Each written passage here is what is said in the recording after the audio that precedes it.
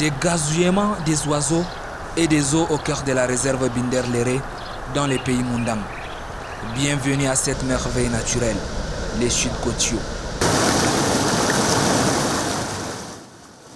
19 éléphants tués entre le 18 et le 30 janvier 2018. C'est à protéger.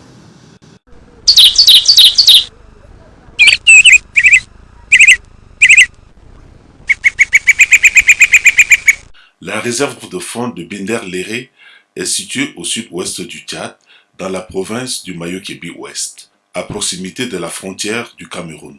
Elle couvre une superficie de 135 000 hectares dans une zone marquant la transition entre savane soudanienne et sahélienne. Elle est créée en 1974 par décret. Le décret interdit dans les limites de la réserve tout acte de chasse et le port d'armes à feu, l'ébranchage des arbres et tout feu de brousse. Elle est la troisième aire protégée d'importance du Tchad par sa faune. Sa biodiversité animale exceptionnelle se compose de gros mammifères, d'herbivores comme les éléphants, les buffles, les girafes, l'hippotraque et le lamandin, l'espèce emblématique des lacs Léré et lacs Traîné.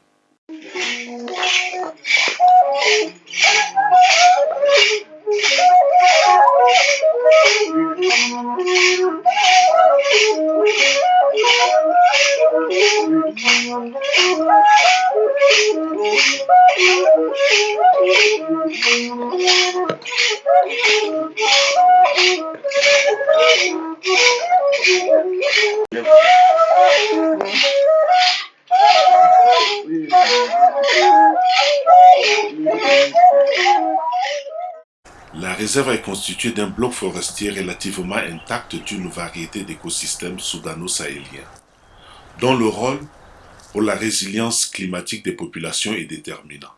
Les plaines d'inondation de la région se singularisent par la présence de certaines espèces ligneuses de la famille des Myliacées. Les galeries forestières sont peuplées des grands arbres de la savane soudanienne. Les branches peuvent être utilisées dans la construction. Les racines et ou les écorces ont des vertus avérées en pharmacopée. C'est le cas de l'Andazonia digitata, appelée Gandurna en Musée, Muchu en Tupuri, Mbichu en Mundang et Jo'i en Fufulde.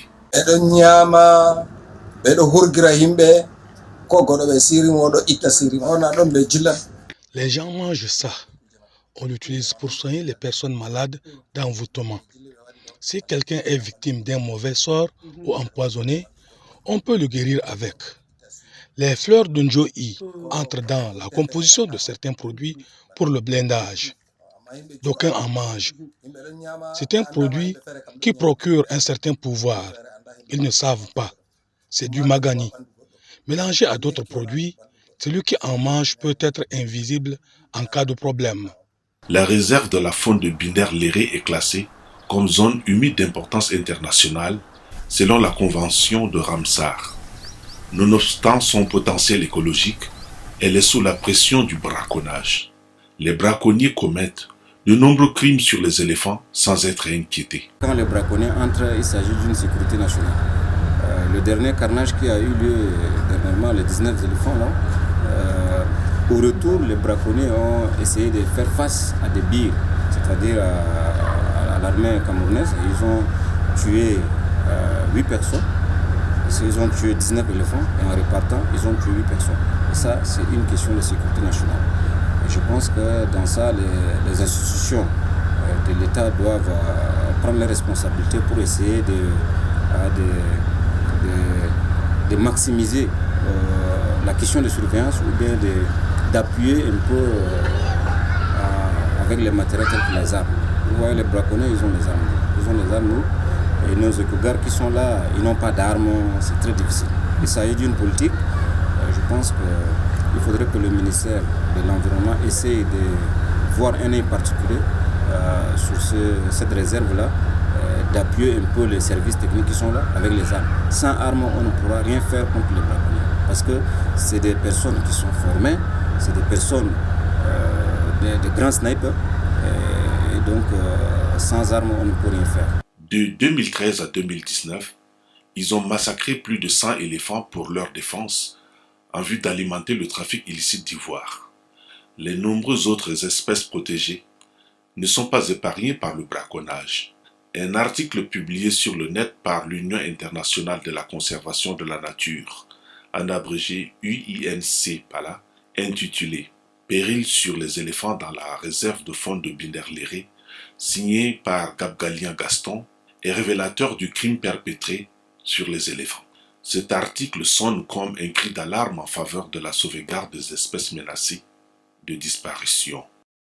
Le grand braconnage, particulièrement pour les ivoires, afin d'alimenter la grande demande sur le marché illicite, frappe en ce début d'année 2018 la réserve de faune de Binder-Léré, située dans le Mayo Kébi Ouest, département de Léré et Binder, avec un bilan très lourd. Pour l'instant, il fait état de 19 éléphants tués entre le 18 et le 30 janvier 2018 dont les carcasses ont été identifiées. Selon les sources locales, ces malfrats avaient fait l'objet d'alertes dans la semaine du 15 janvier vers la zone de Boubandjita. Ce sont les fameux cavaliers en provenance du Soudan qui seraient passés par le nord-est de la RCA. Bien armés, équipés et maîtrisant les corridors de migration des éléphants dans ce vaste écosystème de savane. Cette menace pourrait s'étendre aux aires protégées contiguës comme Senaoura, voire Boubandjita. Le ministre de l'Environnement et de la Pêche du Tchad a effectué une descente sur les lieux du crime et a lancé un appel à tous les partenaires pour une aide d'urgence pour la sauvegarde des ressources de ce bloc écosystémique. Monsieur Gaston, vous avez publié un article sur le net. Comment avez-vous eu l'information? Nous avons publié sur Internet parce qu'il fallait qu'une grande couche de personnes sachent que les éléphants sont en danger. Et il y a une criminalité qui s'est faite au niveau de la réserve de faune Binder-Léré, qui est juste une petite surface qui abrite des animaux phares tels que l'éléphant. Il fallait que les gens au niveau international sachent que cette réserve-là est menacée par les braconniers. C'est pourquoi j'ai publié ça sur Internet pour qu'il y ait des réactions. Il y a des réactions des communautés internationales ou bien même du gouvernement ou bien de l'État. C'est vraiment un choc. C'est vraiment un choc pour quelqu'un qui est de la conservation parce que cette réserve était comme un point chaud, comme un hotspot, je peux dire. Et ces espèces, actuellement dans le Tchad, nous retrouvons beaucoup plus ces éléphants-là dans le parc des Akouma et la réserve de faune Binder-Léré qui migrent dans toute la zone savane, c'est-à-dire la Centrafrique, le Cameroun, le Tchad. Et si ces espèces sont menacées et que sont tuées, cette zone, ce bloc écosystémique sera vide. Et puis quand les éléphants sont absents dans une zone, vous connaissez les conséquences. Nous allons perdre gros en matière de conservation et c'est pourquoi vraiment 19 éléphants tués en un jour, en 2 jours, vraiment c'est une criminalité. C'est une criminalité comme on le dit. Et vraiment c'est une question de sécurité nationale. Parce que qui dit crime sur les éléphants, c'est classé parmi une criminalité et vraiment c'est trop choquant. Les cours d'eau de la réserve font également les frais des pêches illégales, de l'empoisonnement des eaux des mares et rivières, des feux de brousse et d'une pression anthropique forte par des pratiques agricoles inadaptées et la création de nouveaux villages pourtant interdites. Dans le respect des dispositions du décret, créant la réserve de faune de Binder-Léré et soucieux de la protection et la conservation de l'écosystème, le ministère de l'Environnement, de l'eau et de la pêche signe le 26 avril 2019 une convention de délégation de gestion de cette aire protégée avec une ONG française nommée Noé. Cette ONG dispose d'une somme d'expérience avérée car elle fait ses preuves dans la protection de la biodiversité dans le projet transfrontalier avec le Niger, qui bénéficie d'un accord de partenariat avec African Parks Networks, APN. Le profil de l'ONG semble rassurant. Le ministère en charge de l'environnement entend créer un parc national dans la réserve, ce qui augure des lendemains meilleurs pour la conservation de l'écosystème dans le triangle Lagon-Léré-Binder. Le statut de parc national permettra de mieux préserver les ressources naturelles immenses que regorge ce site. Vous avez d'abord la population d'éléphants, de lamantins. Vous avez également les hippotragues, les buffles, les autruches et les girafes qui sont presque en voie de disparition dans la zone. Vous avez également le patrimoine culturel immense de ce site qui sera préservé et valorisé au profit de la communauté. Vous avez les chutes Gotio, qui est un site culturel très important pour la communauté qui vit autour, qui vit dans ce site.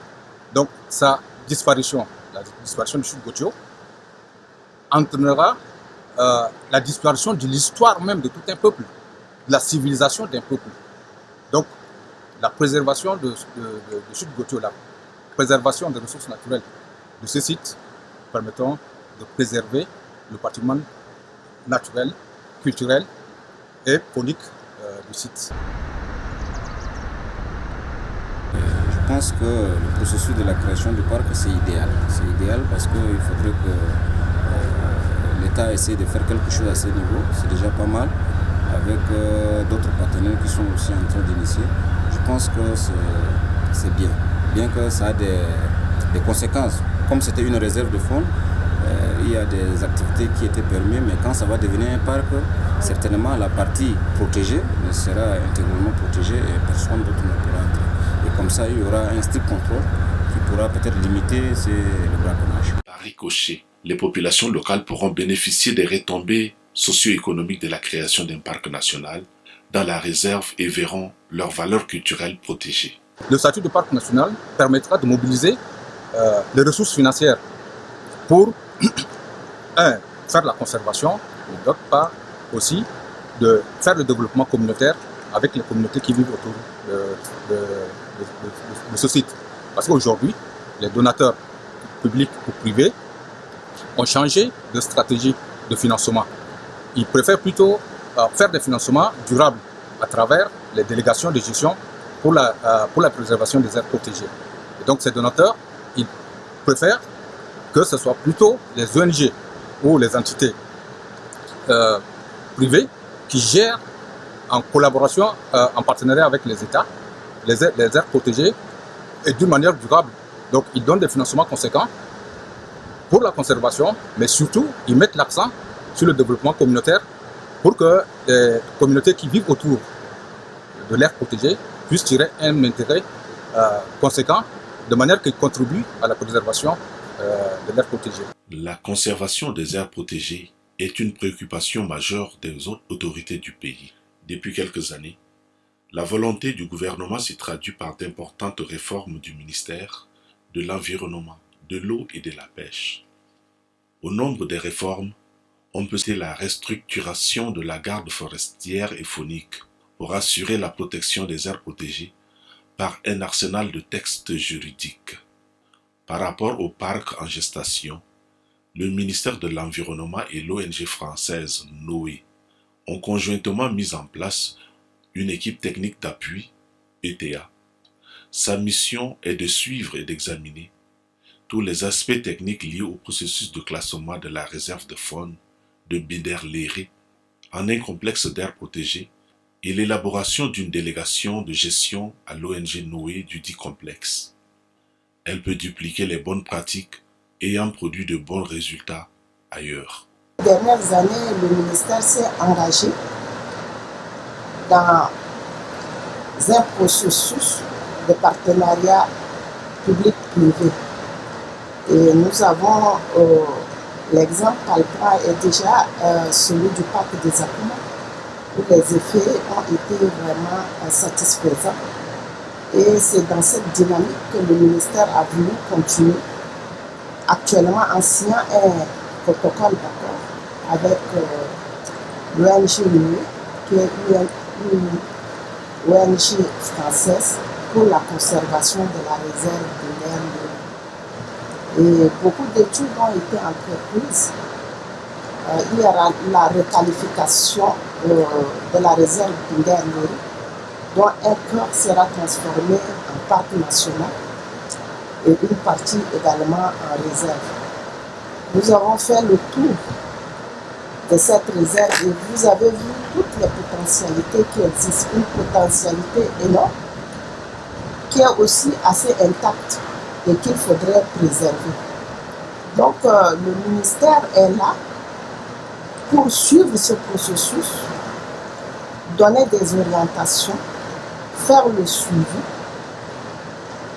Et c'est dans ce cadre que nous sommes là. Donc l'ONG NOE a vraiment les efforts du ministère dans le cadre de cette conservation.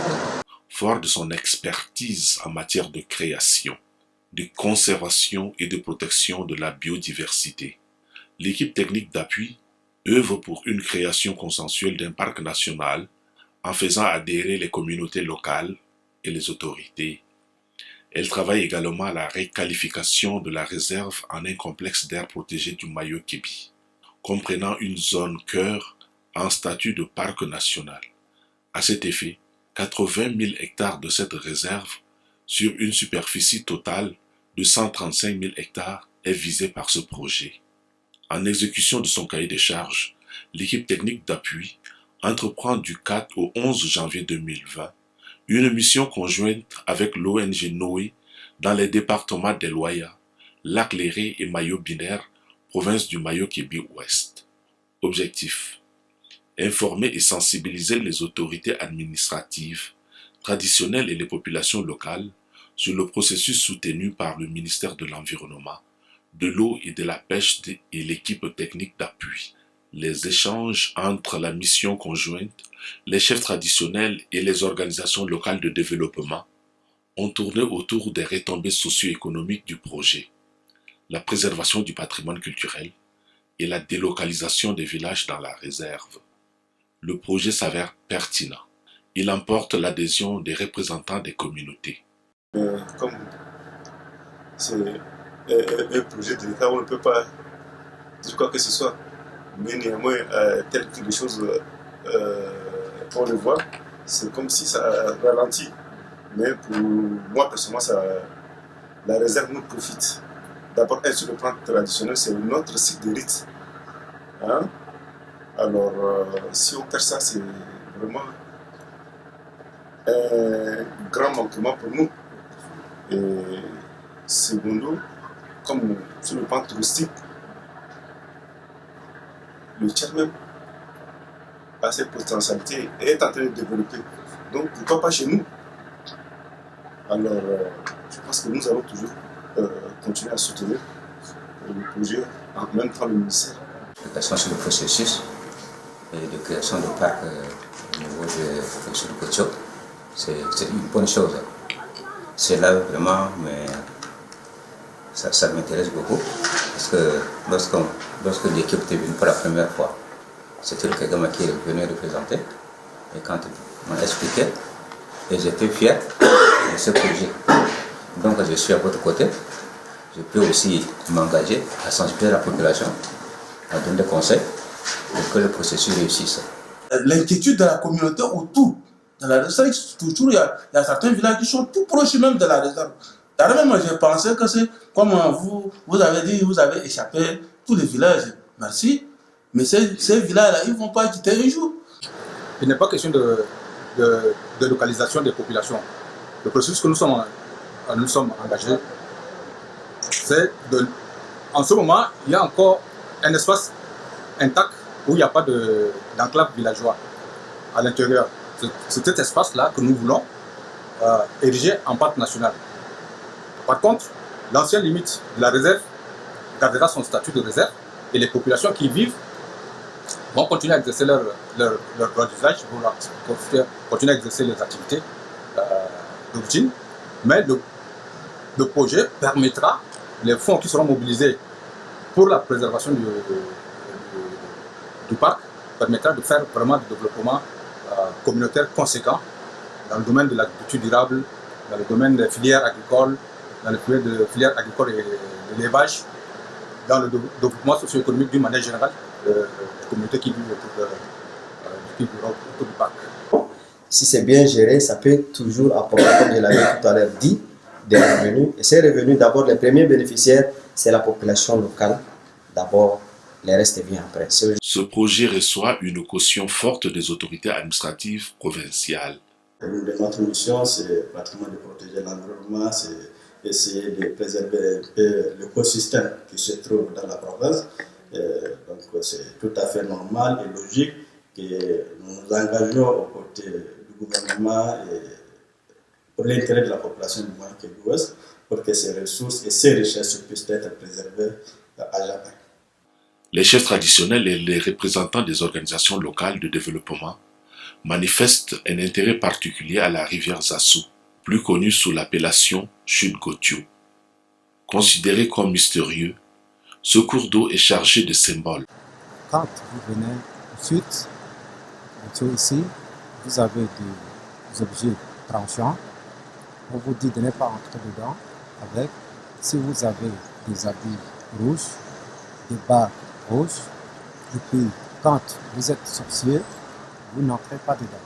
Parce que si vous entrez dedans, vous ne pouvez pas entrer dans l'eau, vous allez vous chuter comme votre chose. C'est un site sacré, c'est un site sacré depuis avant l'indépendance. Nos aïeux nous disaient comme ça, c'est comme ça nous continuons à faire ça. Ouais, on fait des sacrifices avec. Si tu es sorcier, tu dis tu n'es pas sorcier, on te dit de venir jurer ici. Tu te laves, et puis quand tu as quelque chose sur toi, comme tu es sorcier là, Chute Gotio t'apporte 3 mois de vie, à part le reste là, c'est ta mort. En termes de rite, qu'est-ce que vous faites avec? Je vois de l'eau, on prend, je vois.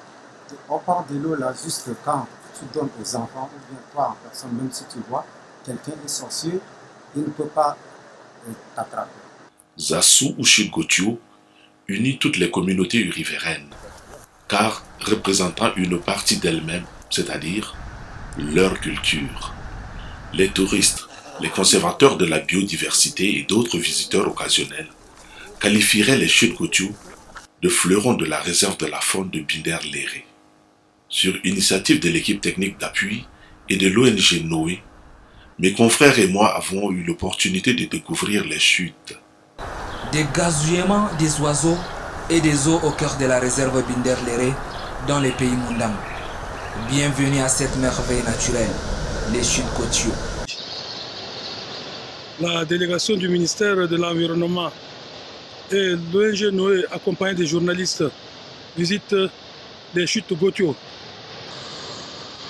Voilà, la délégation regarde attentivement les chutes Gotio, ce courant d'eau fabuleux du Moyen-Kébi-Ouest. C'est touristique, c'est à découvrir. Un pas, un deuxième pas, il faut s'arrêter pour prendre du souffle avant de descendre.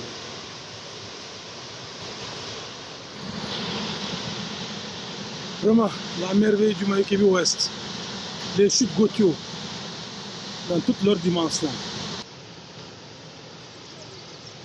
Oui, Cordo, c'est fabuleux. Ah oui, c'est très joli là. Vraiment, c'est fabuleux. Ça, c'est vraiment intéressant. Ah, oui. Directeur, c'est fabuleux. Vraiment. Ah, oui. Une richesse à protéger.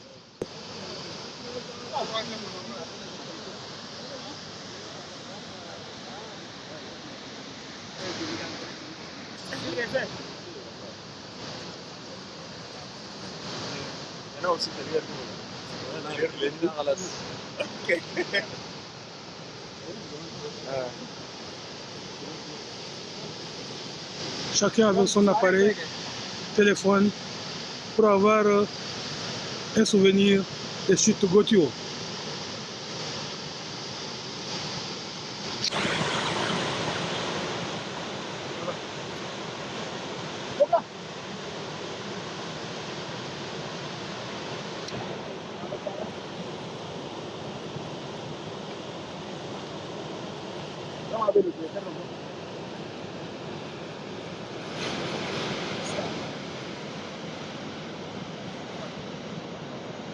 C'est merveilleux. Oui, si on valorise les Chutes Gotio, les gens viendront de très loin pour les visiter. Donc c'est un intérêt touristique très important pour la région et pour le Tchad tout entier. Arriver au Chute Gocho est un parcours de combattant. Il n'est pas donné à n'importe quel chauffeur de rouler sur les sentiers jonchés d'embûches et qui se perdent dans les broussailles.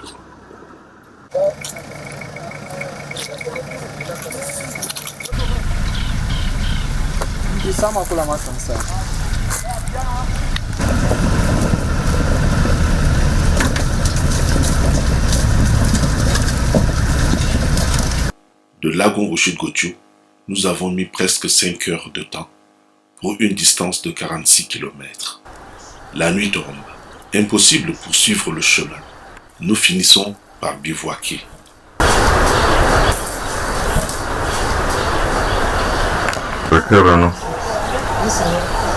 L'aménagement des pistes dans le parc national en gestation doit être inscrit comme une priorité dans l'agenda de l'ONG Noé. Au lever du jour, la visite des Chutes Gocho commence.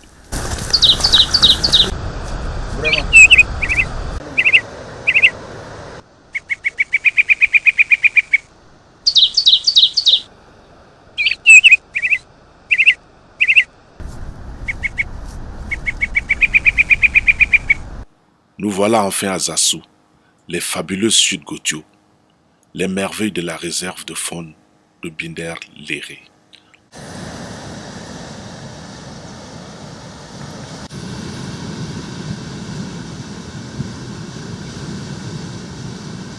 Fleuron de la réserve de faune de Binder Léré, destinée touristique, site des rites Mundang, les Chutes Gocho ou Zassou sont chargés de symboles.